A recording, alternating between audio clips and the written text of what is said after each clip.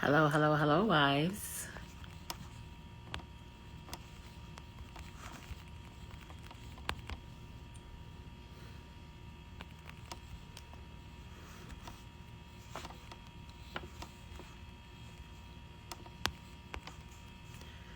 Hello.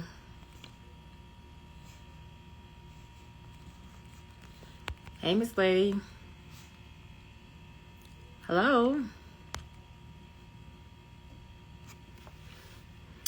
Listen, I've been in and out on this live for over the past couple of days because, y'all, this transitioning period has been extremely hard for me. I'm just being so honest.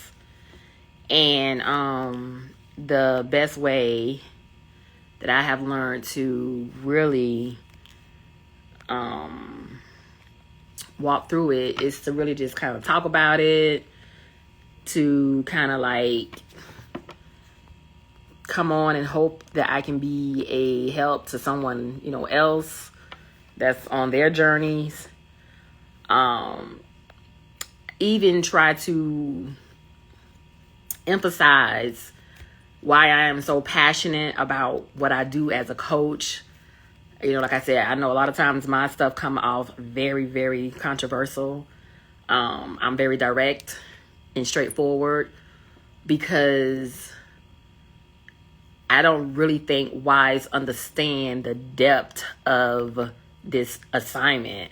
I don't really think wives understand how important this assignment is. And if God has asked you to do something like this, it's not just like, oh, I hear so many religion responses from wives and so many, and it just irks me. It irks me because it's like, surely you're not serious about what God is asking of you, because the market has like made marital standing, quote unquote, they have made this marriage standing so big and everybody has something to say about it.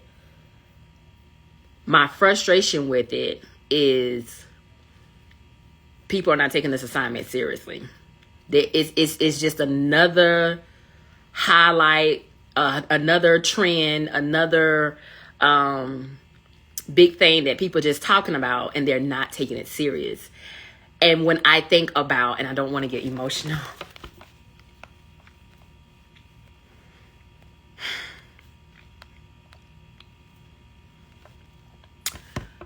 when I think about what I went through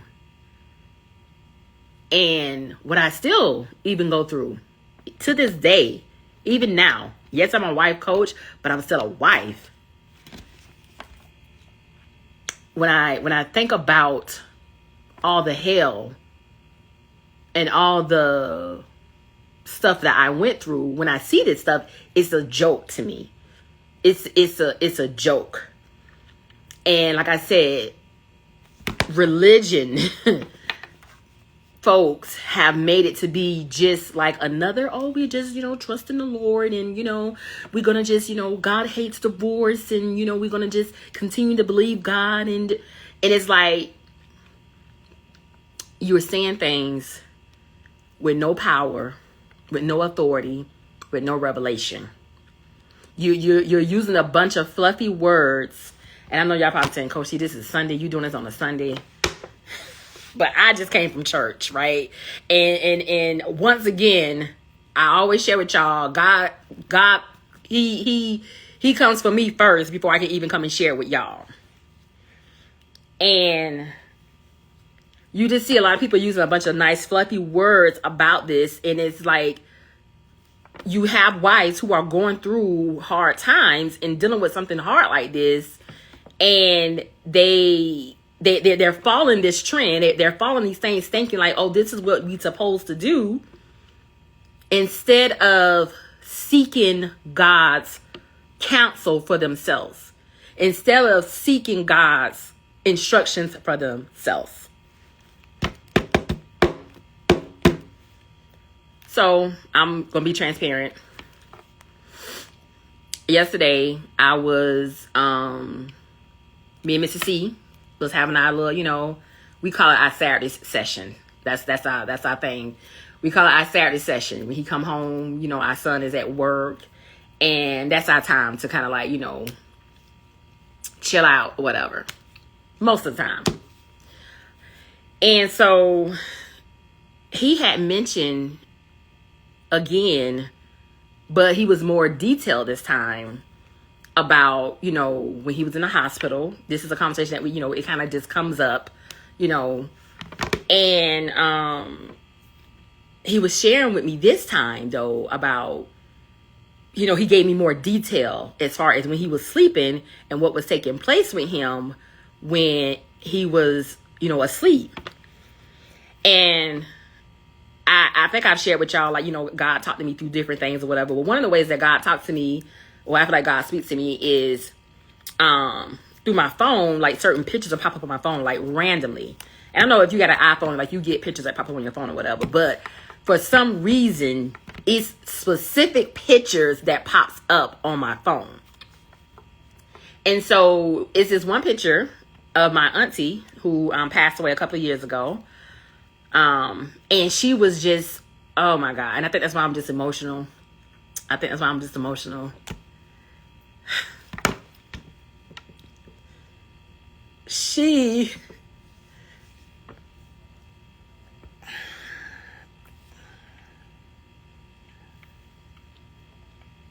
She was my everything when my husband was in, that position.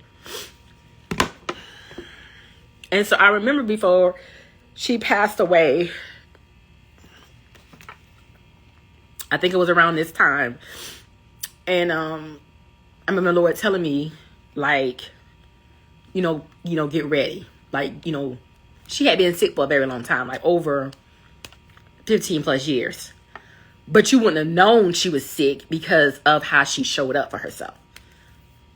And it was like the end of the summer, like going into the fall time. I remember hearing the Lord say, you might want to start, preparing yourself, preparing for your auntie departure. And so I was like, God, like, is it getting ready to happen right now? Is it getting ready? He's like, no, but you want to just prepare yourself. And so I think that was like I said, it was like the end of the summer, the beginning of August, that he had told me that. And then the following year, a couple weeks before my birthday, she had passed away. So I'm so emotional about that right now.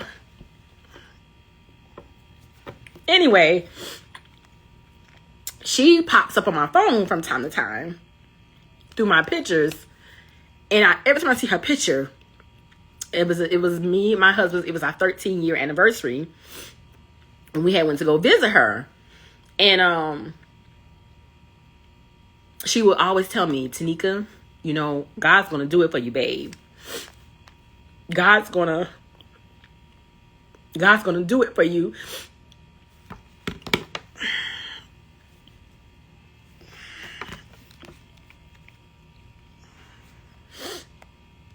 God's going to do it for you because you've been so faithful. God's going to do it for you. And I used to always be like, but Auntie Peggy, it seemed like the more and more, I trust God, and the more and more I believe God, it seemed like things just get harder and harder. But she would always tell me, God's going to do it for you, babe. God's going to do it for you.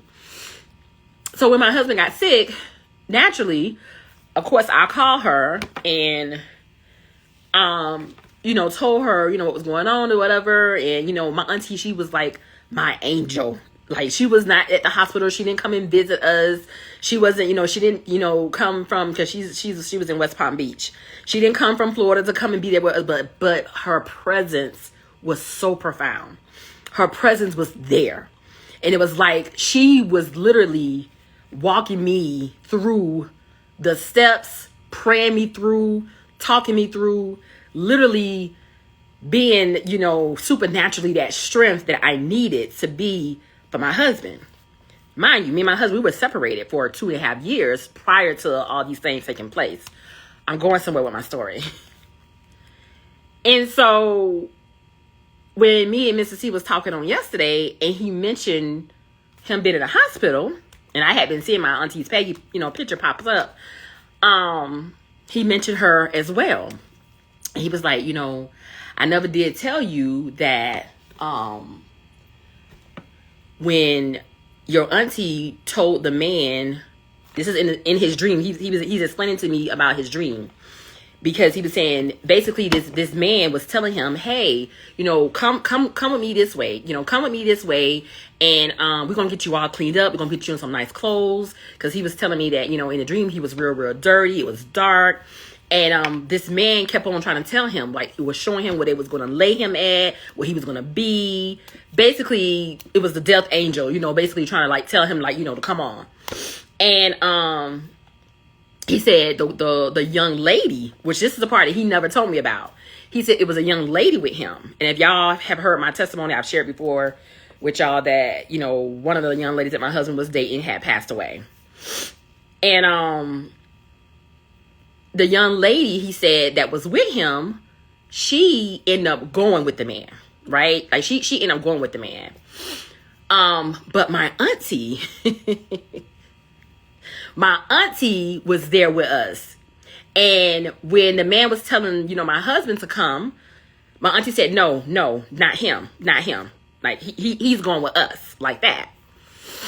And he said, but what, he didn't see, at first, was that this man was a funeral director, and that he was dressed up in all white, and, he had this really nice suit on, and basically he was a funeral director, basically to prepare him for, him to be, laid to rest or whatever. He said, but my auntie came in and she was like, no, not him. He's not going. And he explained it was him, and three of my brothers, and my auntie, we, like I said, Florida people, so we like the water, we like the beach, we like, boats. And she told him, no, we're going to get on a boat and we go get you some clothes from over this way. He said, but the young lady ended up going, and he came with us, and my auntie basically stood in a gap and interceded on his behalf. And so I would always tell him that would make sense, because during the time of, you being in that, position, my auntie was like, interceding, for you on the other side. Like, I was calling her, keeping her updated, letting her know what was going on. She would give me specific prayer to prayer, this and that and the other. I sometimes wonder why God allowed me to, and sometimes still allow me to go through some of the things that I have experienced in my marriage. When my husband came back home, things was good. We was good. We was in a good place, whatever. And then, like I said, like maybe a year and a half in, he kind of like flip mode. He like went left. And I was like, wait, like, how are we going backwards? I couldn't understand how we going backwards. And I remember for like 3 years, my husband would go home. To this day, I still don't like when my husband traveled back home by himself. And he would travel back home, and I would ask God, like, what is this? Like, why is he traveling back home so much? And, we don't go with him. And, he's been going more than often. And God will always just tell me, Tanisha, you trust me. You got to trust me. You got to trust me. Month after month would pass by, year after year would go by, and he kept on this, bad behavior. Like, he just continued to do these things. And I say all that to say, the crucifixion, and this is why I was convicted, I felt like a little bit today in church, has been so real till I could scream. And it's the crucifixion has been so real until this is why when I tell people that don't waste somebody's time because you don't know what a person had to endure and go through. You don't know the suffering that a person had to endure for you to nonchalant, come around asking for help and you're not taking it serious. One of the reasons why it makes me hot, like on fire, when I hear different religion stories of people sharing stuff about marital restoration and standing for your marriage, and they don't have a revelation or even a clue about what that's about. But because this is like the big trend that's happening now, or this is the big time thing that, everybody's talking about, they're just jumping on the bandwagon to have something to talk about, something to say. Let me make my channel big. Everybody want to know about marital restoration. Let me see how I can get my numbers up by talking about marriage restoration. And they have not a clue the suffering that goes along with that. So I'm going to share with you the Bible verse today that just hit me once again. And what I felt like God was like, you have to understand your why. And you have to understand the reason why I have allowed these things to take place with you for so long. Because, y'all, it's been a long, long time. It was 2 Bible verses that he gave me. And, one was, like a reminder. And the other one I feel like was a warning. The first one came out of Galatians chapter 20, verse 20. Chapter 2, verse 20, the Amplified version, it says, I have been crucified with Christ. That is, in him I have shared his crucifixion. It is no longer I who live, but Christ lives in me. The life I now live in the body, I live by faith, by adoring to, relying on, and completely trusting in the Son of God, who loved me and gave himself up for me. God had to remind Coach T again, who still had been having a little attitude about her business. Okay, let me just put that out there. Who still being real funky about her little business, because I've literally been like, I don't want to coach these people no more. Jesus, like, people are not being serious, and I feel like I'm wasting my time, and I don't want to get emotional.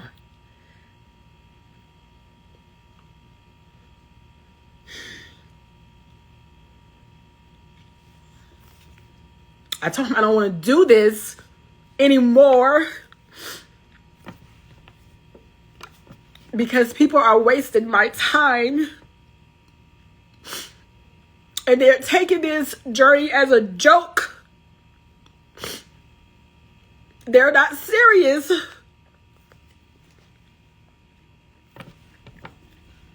About their assignments. Give me something else to do. Give me a new assignment. I no longer want to do this. I went through too much hell to be wasting my time with people who are not serious. Our pastor didn't preach today. Our normal pastor didn't preach today. We had our pastor from another location come in. He's a very, very stern pastor. And so when he brought this Bible verse up, I'm just like, ugh. And I feel like God, like, you still think this is about you, Tanika. You still think this is about you. Even your suffering, your pain, your heartache, your shame, All the things you went through in your marriage, it's not about you. It's about the people that I was going to send to you. And I don't care that you don't like it. I am sending certain ones to you who need to hear your message. So get back on that wheel. Get back in that race.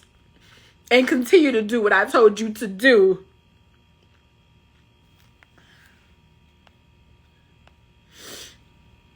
Obedience is better than sacrifice.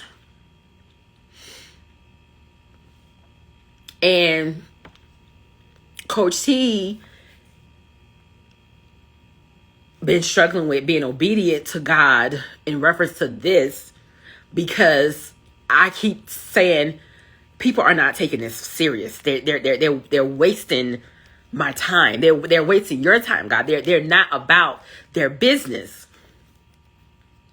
And he had to remind me, then you help them to be about my business. So then a warning Bible verse I feel like was shared came from Isaiah chapter 1, verses 19 to 20. And it says, if you will only obey me, you will have plenty to eat. But if you turn away and refuse to listen, you will be devoured by the sword of your enemies. I, the Lord, have spoken.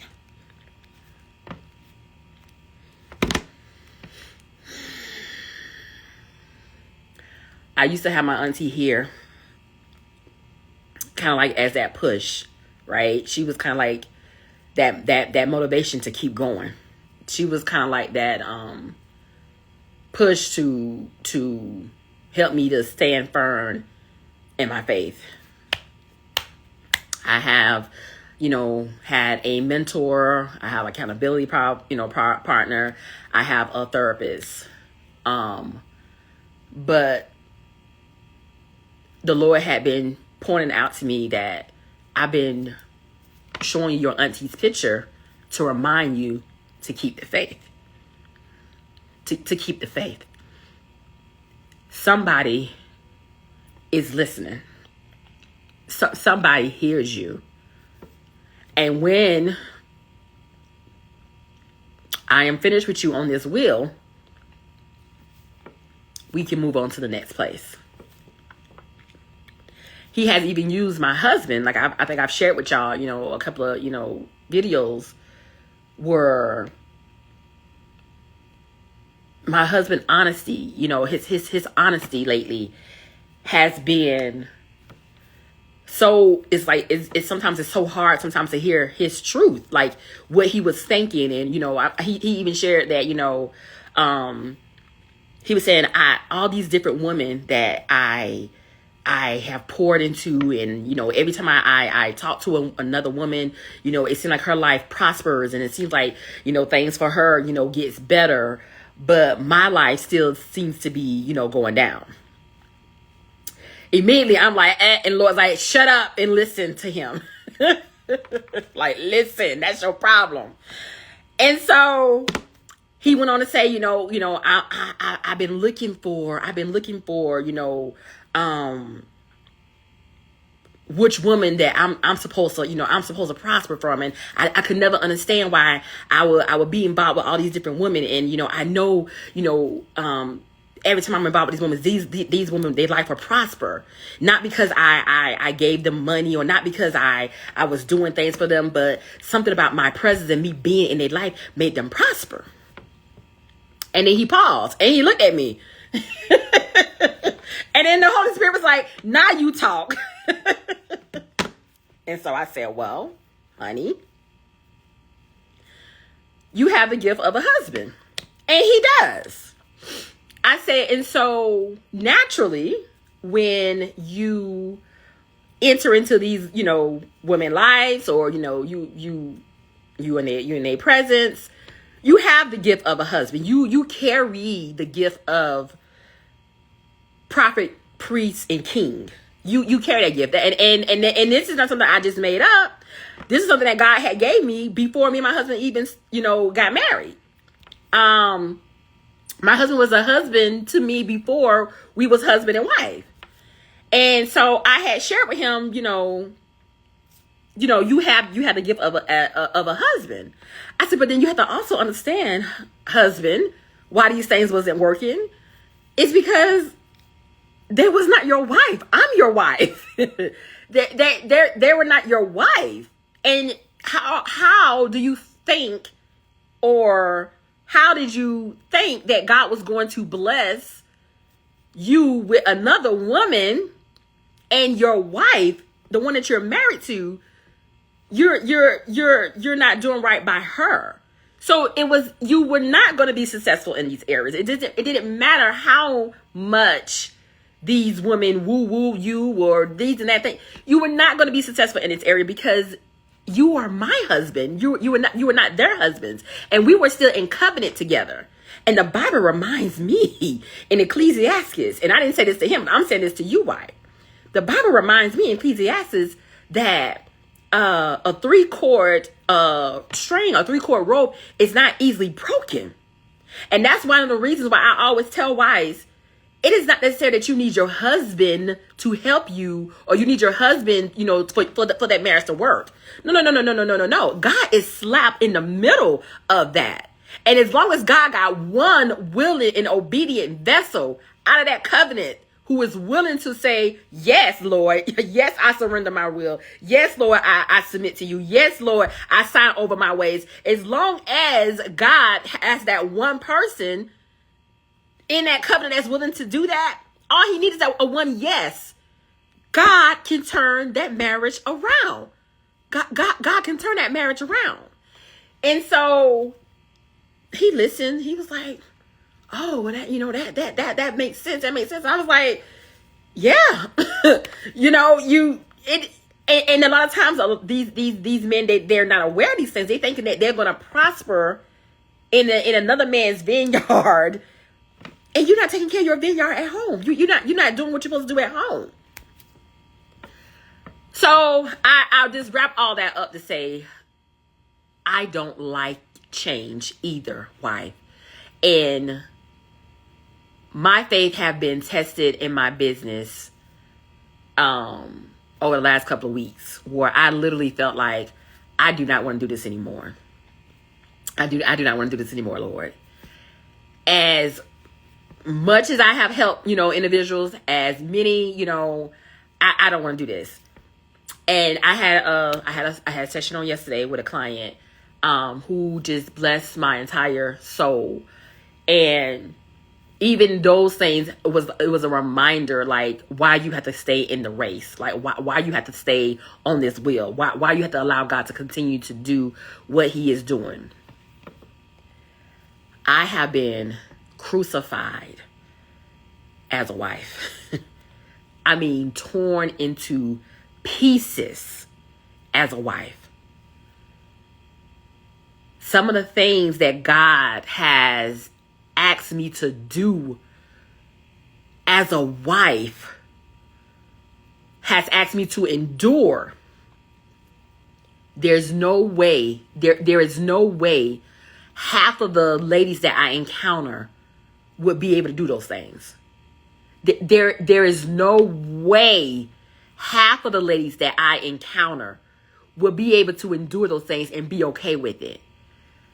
God has asked Coach T to do some very, very unorthodox things that if somebody from the outside, the church, would see, they'd be like, that ain't normal. And so that's why when I teach and when I coach, that's why I'm so transparent. That's why I'm so passionate. That's why it makes me angry when people wasting time. And then I had a question come up to me, why do you always emphasize the importance about, yes, God hates divorce, but he's not going to restore everyone's marriage. God hates divorce, but God's not telling everybody to do this. If you are such a woman of God, and if you are such a woman who believe in a marital covenant, why it seems like you are discouraging ones who are standing for their marriages, and you're telling them that maybe this is not something they're supposed to be doing. I'm going to share with you why, and I'm going to get you off. Everybody has specific assignments that God has given them. We are all been stamped with a purpose here on earth that is something we're supposed to be doing. And like I said, half of the stuff that I have done as a wife, it would not be something that I would encourage or recommend wives to do unless they know God himself has told them to do that. A lot of wives are in positions on their journey and they know God has already told them. I had someone at my retreat who has been married over 20 plus years. And she said out her own mouth, I know I was not supposed to be married to this man. Like God told me before we got married that this wasn't my husband. But yet, we built a home together. We had children. We done life together. And now 20 something plus years later, I'm in this place. And it's like, I know God is telling me the reason my life has not prospered or got better or has not got to the place that it's supposed to be is because of my disobedience of being married to this man. Wife, you don't want to be doing something that God has not called you to do. You don't want to be doing this type of assignment if God has not called you to this. It's not that, Coach T is a wife hater and she don't want wives, to be restored to their husbands. No, there's much work to do in the kingdom. And if this is not your assignment, then get out the way, stop wasting your time, and get busy and get aligned with where you're supposed to be. If this is not something that you're supposed to be doing, then don't do it. Because so many wives are doing this, and I just go back to so many wives are doing this for the wrong reasons. They're doing it because I want my husband back, and I want marriage, and I want, marriage goals, and I want to travel, and we want to go on date nights. It's like, that's not what this is about. This is a cold-hearted type of assignment, and you got to know that God has told you to do this. What if your marriage is never restored? Are you willing to stay married to a man that you are never able to enjoy or be with or lay with or go on dates with for his salvation? Are you able to lay your life down for years for a man who literally don't care anything about you, how you feel, is continuing to do life and living life as he please, but because God has asked you to stay in that situation for his salvation? Are you willing to do that? Wives are looking at this marriage restoration thing one-sided. They're looking at it one-sided. They're looking at it as, okay, God is going to restore my marriage. We're going to come back home. We're going to have sex. Let me tell you, you can have all the sex you want. I'm telling you, I'm a witness. I've done all sizes of this journey. All sides. Him being on the outside, him being home, him being with the other woman, I done did all sides of this journey. God has made sure that he's checked me off on every area of this journey. Sex is not going to keep your husband. Sex is not going to make your marriage better. Your husband coming home, wife, and you're not in a healthy place yourself is not going to fix your marriage. Don't think, I don't want him to come home to God fix him. What if God don't fix him until he comes home? What if him coming home is part of him being fixed? And that's why I always share with wives, you are the sacrifice. You are the sacrifice. You are the seed. You are the offering. You are the one that God is chosen for this. Go back and read the story of Hosea and Gomer. I love that. That was one of the stories that God, I had to study that story. And I said, in no doggone way. In no doggone way, Jesus, you asking me to do this. Like, there's no way you're asking me to do this or to endure these things. That man was a prophet of the Lord. And he told him, you're going to go and marry a harlot. You're going to marry her, and she's going to do you wrong, and she's going to do you dirty, and she's going to be all these ways to you. And guess what? You're going to take her back, and you're going to love her, because in this way, it is showing how I love Israel, how I love my people, how I love the church. I'm not going to divorce my people. I'm not going to turn my way from people.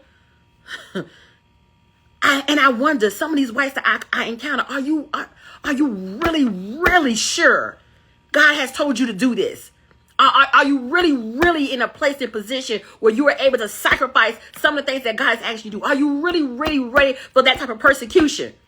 I tell y'all plenty times that my husband and me, we stayed in the same house. I would see him out in public. He would be in the grocery store. I would be pushing his child. I'm going down one aisle. He come down the other. And we passed by each other like we were strangers. Like we didn't even know each other. And we lived in the same house. When I pull up from going to the grocery store, he be pulling up at the same time. Can you handle some of these things? Can you handle this person telling you to your face, "Oh, I'm specifically doing things so that you can divorce me. I'm purposely doing these things because I want you to divorce me." Can you handle? Oh man. And I say, God, why you got me doing this? Because this world that we live in now, this time of day that we live in now, people not doing this kind of stuff. People not laying their lights down like this. People not believing this. People are focusing on themselves. They're selfish. People are not doing this kind of stuff. Why you got me doing this? What is the purpose for this? I need you to teach them. I need you to teach them what marriage restoration is about. I need you to help them to understand this assignment is not about the reconciliation of their marriage, husband and wife. But this marriage assignment is about that wife being used as a sacrifice for her husband's salvation.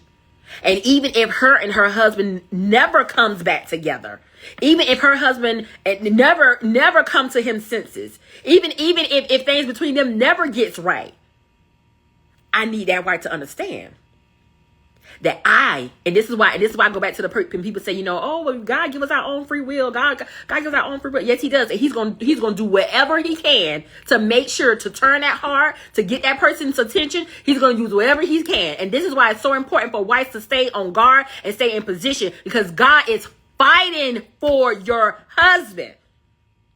I need her in position to be there. So he can't say, "Oh God, I ain't even know." No, sir, you knew, because I had your wife standing in the gap for you. No, sir, you knew your wife was praying for you. No, sir, you knew because your wife was giving you the warnings. No, sir, you knew because I used your wife as a vessel to get the word and to get the message to you. But because you was not listening to her, I released her. This is not about husbands and wives being reconciled. The husband and wife being reconciled is the bonus to this assignment. It's the bonus. I say, God, these wives ain't went through enough hell. They ain't suffered enough. They're not hurting enough. They're wasting time. They're wasting time. And so when I say things like prioritize yourself, when I say things like make sure that you're taking care of yourself, making sure that you're self-caring for yourself, I'm not saying that just to be prioritize yourself and go and, get yourself a nice massage and this and that. No. Prioritize yourself. You need to be aware of your assignment. You need to be aware if you are aligned. You need to be aware if you're doing the right thing. You need to be aware if, God, this is what you have me. If it's something I'm supposed to be praying for him today, okay. If it's something I'm supposed to be doing today, okay. Who I need to be pouring into today, okay. What I need to be studying today, okay. What is it that you have me on my journey now that I need to be focusing on? This is not about you and your husband being reconciled. That's the bonus to this journey. And so I get worked up. I get mad as all get out about this.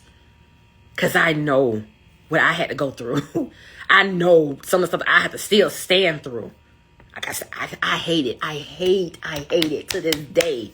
I hate it when my husband travels back home. Because I know the influence that takes place. I know it's like Like constantly, like you have to like, do everything all over again. The noise in his ear, the environment. And God keeps saying, trust me. Trust me. You gotta trust me. you gotta trust me. I didn't bring you this far for you not to trust me. You gotta trust me. Even in your business, there will be one who will listen. There will be one who will take heed to this. There will be one who will listen to what you have to say. Wives, I don't like it either. I don't like it either. But I have made a decision to surrender to it. I have made a decision to continue to say yes. I have made a decision to continue to be a wife, to be a coach. I have made a decision to continue to trust God, because my obedience to Him is better than my sacrifice. And even though I don't like it, I don't like it, and it can get frustrating. I have made a decision to say yes. And wife, you're going to have to do the same thing. You're going to have to figure out if this is something that God has called you to. You're going to have to get to a place where if my husband will never come to himself, God, did I do my part? Did I do my part? Did I do what you told me to do? Because that's all what matters at the end of the day. That's all what matters. I told you I had a girlfriend. She was married to her husband for years, and God was molding her and crushing her and stirring her and doing all kinds of things. And no, you don't move. No, don't divorce him. No, you stay right there. No, you keep going. No, you keep speaking. You keep praying. And he had all kinds of stuff happening to him. I mean, all kinds of stuff happened to him. And she went to God like, God, what is it? What you want me to do? God said, I release you. You done. You did your part. You did your part. I ask wives all the time, how long are you willing to stand? How long are you willing to do what God is asking you to do? How long are you really, really, really willing to walk this out?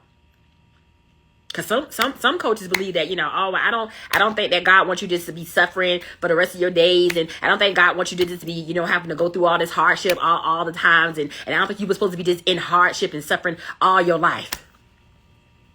No, you're not. You're not. And that's why you need to know how to navigate through this journey in the most healthiest way. So you don't feel like you're just suffering your whole time on this journey. So you don't feel like you're constantly in warfare this whole time.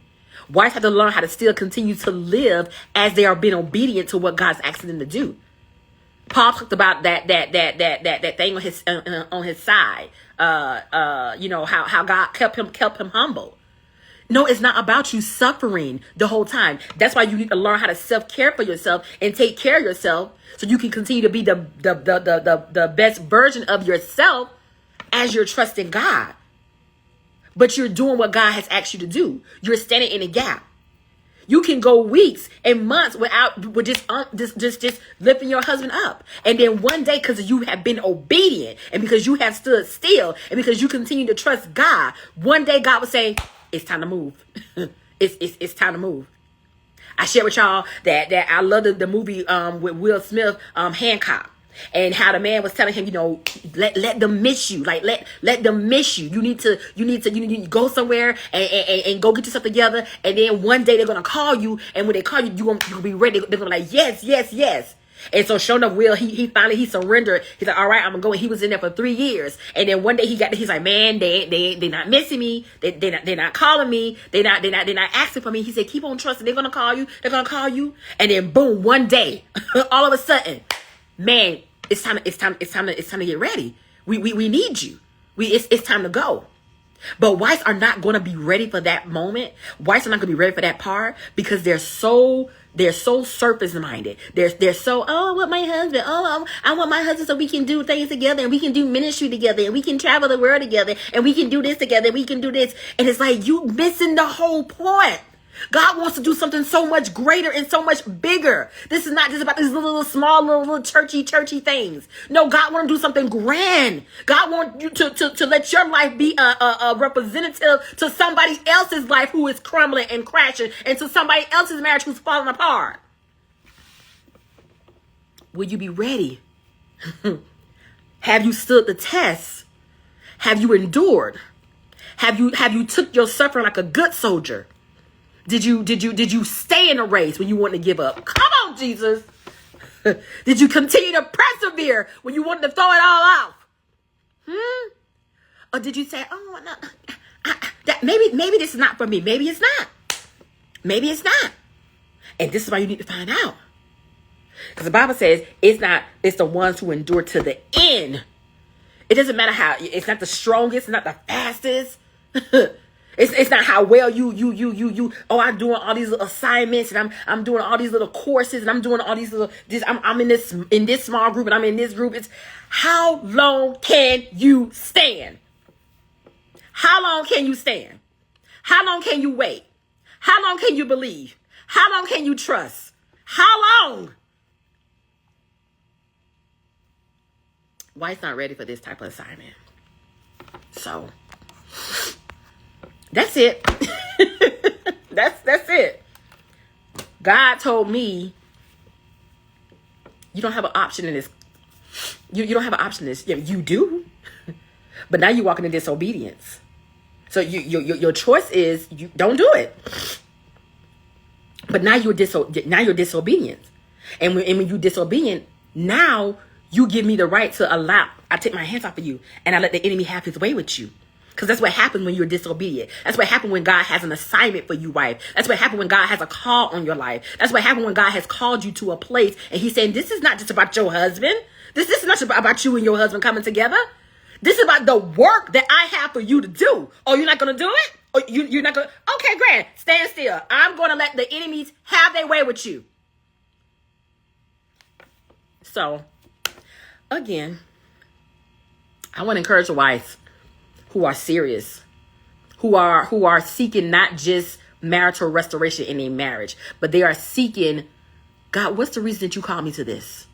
Because this is not just about, oh, my husband. You're doing something in me. You're working something out in me. You're doing something great in me. To that wife who's ready to do her work, who's ready to go after God in that way, who's ready to go through the steps of self-caring, who's ready to be a better version of herself so she can be that representative of Christ, so her life can look like Jesus.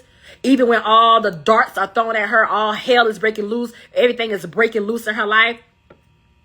That wife who's saying, you know what, it doesn't matter how I'm going to shake it off and keep on going. I'm going to keep on moving forward in spite of it. To that wife, I want to encourage you to sign for your wife consultation.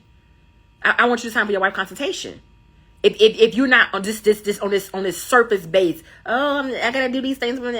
No, your husband, your marriage is training. Your household is your first ministry. God is using your marriage as training for what he wants you to do in the kingdom. Your husband, you're going to find a lot of personalities and behavior traits like your husband in the world that God is saying, I need you to minister to that person because you already had training with your husband. Every wife situation, and this is why I always tell you, you can't go by this person, oh, you follow these steps and you follow these steps and you follow these steps. No, you got to be led by the Holy Spirit for the right strategy, because what worked for that wife may not work for this wife. What worked for this wife may not work for that wife. I don't tell wives do this, do this, do this. No, you're going to let the Holy Spirit guide you based off of our session, based off of our talk, based off of what we sit down to. The Lord downloads into me, give her this, give her this, give her this. This is not saying, oh, Coach T did this, and this, and this. Some of it's stuff I did. But God gives each person their own tailor-made journey because he has someone that he wants you to pour in and talk to. He has a specific person for you out there. Your husband personality, your husband traits, your husband behavior. God said you're gonna run into this kind of people on the outside, and I need you to be able to minister to them. You're gonna run into this same kind of behavior. You're gonna see this type of attitude again. You're gonna see this kind of personality again. You're gonna deal with this kind of with this kind of spirit again. And when you do, I want you to be able to minister to them on the outside. Your marriage is first base, wife. Your marriage is your first ministry. It's the training ground for what God is preparing you for in the kingdom. God uses your marriage injury, your marriage grief, your marriage pain, your marriage heartache to shape you, to form you, to conform you into the version that he wants to use you in the kingdom. That's it. That is what your marriage hardship is about. The vehicle that God is using for your marriage, the heartache, the pain, the discomfort, the disappointment. Who am I supposed to be serving in the kingdom? What is God preparing me for? Why did God call me to this place? God called me to husbands who are struggling in their salvation, and these are not necessarily husbands who don't know the Lord. These men, some of them, these men know the Lord. I've shared with y'all plenty of times. I could never understand why God will always surround me by a bunch of men. I have a lot of brothers. I could never understand why, and then why when they're in my presence, how their life for them changes, or it's something different about them, or they see something on me, or I see something on them. God said, I've called you to coach that husband who's struggling in his salvation, who has not accepted Jesus Christ as his personal trainer. I've called you to his wife because I need you to tell his wife what to do and how to handle this type of man. But even if I don't reconcile their marriage, that wife has already put herself there as an offering seed. She already placed herself. She stood there and did what God has told her to do. So this husband don't have no reason. It's not God's will for no man to perish. This husband don't have no reason. He can't come to heaven's gate and say, oh God, but I didn't know. I didn't go. Oh yes, you did. Oh yes, you did. Because I had your wife interceding for you. I had your wife praying for you. I had your wife talking to you. I had your wife giving you signs and giving you scriptures. I had your wife on standby for you. But you didn't listen to her, so I released her.